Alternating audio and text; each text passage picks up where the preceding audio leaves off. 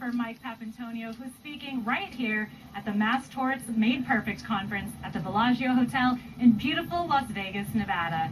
In attendance are some of the most brilliant, talented, and sought-after legal minds.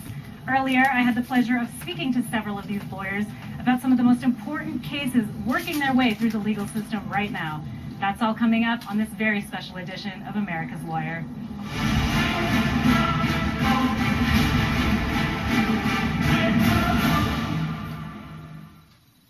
Hi, I'm sitting down with Wes Bowden. He's an attorney at Levin Papantonio, and he handles PFAS water contamination litigation. Thanks for being with me today. Thank you for having me. So let's dive into this. Tell me about the litigation that you're working on, and for those who don't know, what is PFAS? Okay. Well, PFAS is a group of chemicals that have been used for about the last 50 years in our country. They're highly stable compounds. They're all man-made, but once they get out into the environment, they really never go away. And what we're finding now is that a lot of these chemicals are winding up in our nation's water supply. We're just now finding out about it as consumers, but what we're learning in this litigation is that industry has known for a very long time where to find these chemicals and just how persistent they were going to be. Now, these are industrial chemicals that are in waterproof and stain-proof products, some of them being Right. Teflon, some of them used by DuPont, some of them in Scotchgard. What are the main companies that are responsible for this water contamination that we're seeing across the country? Yeah, well, you just named a couple of them. 3M and DuPont historically were some of the biggest, not only producers, but also users of these products. 3M started making it back in the 50s, and then they really started selling it and pushing it into various products, some that were their own, 3M Scotchgard, for example. And then a large part of what our water is contaminated with today is through the use of aqueous film-forming foams, and those are really firefighting foams. So 3M started selling PFOS, their own patented chemical, to the U.S. military back in the 70s, and they used it up until the early 2000s to make these firefighting foams. They've since switched to different chemicals now, but we have a lot of concerns because structurally these chemicals are very similar. So while they've done some studies historically on some of these other alternative surfactants or these PFAS chemicals, we know that if history is any indicator of what's going to happen in the future, as we start looking at these alternatives to PFOA and PFOS, we're going to start seeing the same toxicity profile that we saw in the earlier chemicals. So what can you tell me about the adverse health effects that are linked to PFOS, PFOA, PFAS, all of these chemicals? Are there any studies? There are. Not all of the chemicals have been studied so far, but there have been some very large-scale studies done, particularly for PFOA. PFOA was one of the chemicals used in the manufacturing of Teflon up in, Washington Works, one of DuPont's facilities in Parkersburg, West Virginia.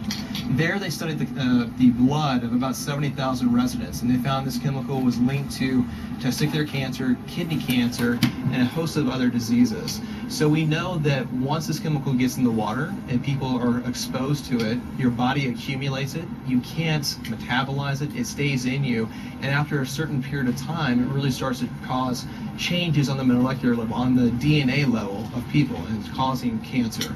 So these chemicals all display some toxicity profile. We have a deep concern that all of them show these same toxic effects. And as we study more of the chemicals in this class, this general PFAS class, we're very concerned that we're going to see some of these same harmful effects across the board, which is alarming because we're finding these, the more and more we look for them in municipal water supplies, we're finding that a very large percentage, somewhere along the order of 5 to 10%, potentially even more, of the water supplies in our country are contaminated with this chemical. And what about the way that it gets into the water supply? Mostly it comes through the discharge of industrial waste, also the firefighting foam, it can get into the groundwater. That's right. So is that how people are getting exposed to it? Yeah, so a number of the different consumer product plants, so people that are making stain-resistant carpets, certain glass processes, as well as Teflon, this chemical isn't used up in the process, but it's just simply dumped as a byproduct. And then there are some direct discharges of this chemical, which is supposed to be a part of the final product, and that's firefighting foam. So we see a large scale across the country use of these chemicals, and it was largely used because people didn't know. The manufacturers, the consumers didn't know. So the manufacturers, the people who were putting this out in the environment, weren't aware of just how persistent it was going to be. Persistent meaning that it's going to last in the environment for at least 10,000 years are the most conservative estimates. Internally, we know that 3M and DuPont believe it's going to last for 1 million years in the environment.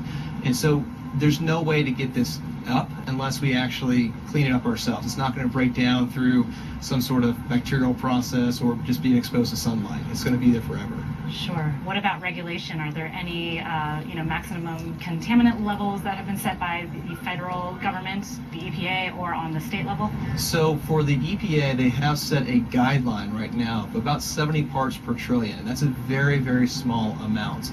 To give you an idea, 70 parts per trillion is about 1 drop in an Olympic-sized swimming pool of this chemical. So if you have 1 drop in an Olympic-sized swimming pool volume of water in your water supply, that exceeds the lifetime health advisories that the EPA has set. Many states are now looking at this on an individual level, and what we're seeing is that as more science comes out, these levels are going lower and lower. So right now, the EPA is currently doing another evaluation. We've heard from Acting Director Anthony Wheeler that this is going to be something that his administration is going to be focused on. We'll see what happens there. The states are acting much more quickly and much more aggressively, recognizing this danger. Many states, such as California, for example, have dropped their levels from the 70 advisory level from the EPA down to 5 and 6 parts per trillion for PFOA and PFOS, respectively. So the more we know, the more states are trying to get this exposure down to a minimum for people. Unfortunately, the only way they're going to be able to do that is to add filtration to the water supply. It's a very, very expensive proposition, one that right now is being passed on to the water users and consumers like us. Right. And what about Superfund cleanup? Is there anything that 3M or any of these companies, these polluters, have to pay for when it comes to the cleanup and the prevention? So right now, no. Okay. This is not a class of chemicals that's governed by CERCLA or the Superfund Site Act. But there are some bills pending in Congress that are looking at it. And we don't have a whole lot of hope right now because the industry is very powerful with their lobbying efforts that these are going to see any sort of changes underneath the current administration, but we're hopeful that as our government continues to look at this, continues to do studies and develop our understanding of how bad these chemicals are, that there will be some real regulations, some real standards put in place to protect people. And most importantly, let's talk about people who have been harmed by this. It can cause developmental problems, different types of cancers, immune system harm, thyroid problems, liver problems. What have the potential plaintiffs that you're talking to, I know you're in the early stages, what stories have they had about being exposed to these toxins? It's unfortunate. It's a very sad story. The vast majority of people we speak with had no idea that there was this chemical in their water. There are always going to be some anecdotal people, like the people that worked at DuPont, that are saying it's safe, but it's the same sort of analogies you have from back in the 50s when you had tobacco executives smoking on TV saying it's not harmful. But most people simply do not know that their water is contaminated. They don't know how to test for it, but we are able to actually find this in their blood. There are some very specific tests that you can do that will look for these chemicals in a person's blood and see if they're at elevated levels. Unfortunately, these chemicals, once they're in your body, they take about 2 to 5 years as a half-life to come out of your body. So if you have 10 as just a normal level in your body, or I'll strike that.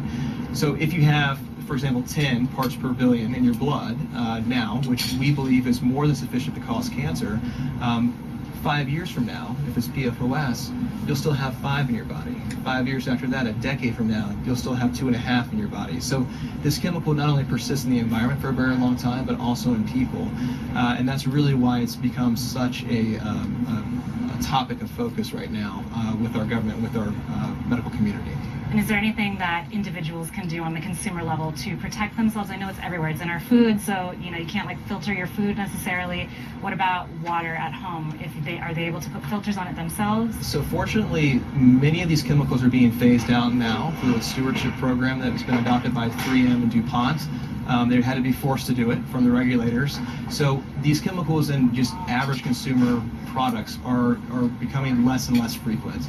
In terms of at-home water filtration, it really takes a very robust filtration system, so it has to be done, in my opinion, at the municipal water supply level. Okay.